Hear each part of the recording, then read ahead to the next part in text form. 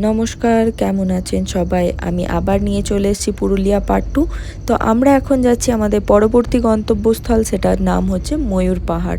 তো ময়ূর পাহাড়ে প্রায় আমরা পৌঁছেই গেছি, এই দেখুন। তো একটু খাড়াই বলে মায়ের একটু উঠতে অসুবিধা হচ্ছিল। তো আমরা ময়ূর পাহাড় হচ্ছে একটা অন্যতম পুরুলিয়ার ভিউ পয়েন্ট, অযোধ্যা পাহাড়ের বেসিক্যালি। তো সেখান থেকে দেখুন পাহাড়টাকে খুবই সুন্দর লাগছে। তারপর এই ভিউ পয়েন্টটা দেখার পর আমরা আমাদের পরবর্তী গন্তব্যস্থলের জন্য রওনা দিই। এটার নাম হচ্ছে সীতাকুণ্ড।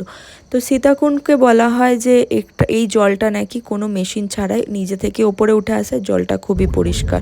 তারপর এখান থেকে বেরিয়ে আমরা রওনা দিই পরবর্তী গন্তব্যস্থলের জন্য। তো পরবর্তী গন্তব্যস্থল ছিল একটা সুন্দর ড্যাম। তো এই দেখুন সূর্য এর মাঝে অস্তও চলে যাচ্ছে। তো আমরা যাচ্ছি আমাদের নেক্সট গন্তব্যস্থল। আর এই রাস্তাটা বলতে গেলে, এই ড্যাম যাওয়ার রাস্তাটা বলতে গেলে খুবই সরু। তো আপনারা যদি কেউ নিজস্ব গাড়ি নিয়ে আসেন একটু সাবধানে যাবেন, কারণ এখানে মোবাইল নেটওয়ার্ক না থাকার কারণে আপনি ম্যাপও চেক করতে পারবেন না। তো সেই কারণে একটু সাবধানে যাতায়াত করাটাই ভালো।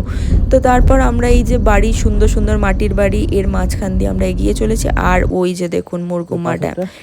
এখানে একটা পাথর আছে যেটা বলা হয় নাকি ঝুলন্ত পাথর। তো খুবই সুন্দর একটা দর্শনীয় জায়গা। আর এই জায়গাটার নাম কেউ কেউ বলে সুইসাইড পয়েন্ট অলসো। তো মুরগুমা ড্যাম, সুইসাইড পয়েন্ট একই জায়গা। তো আপনারা এখানে আসতে পারেন, খুবই ভালো, খুবই সুন্দর একটা ভিউ পয়েন্ট আমাদের বেঙ্গলে আছে। তো এখানেই আমরা আমাদের যাত্রা শেষ করলাম।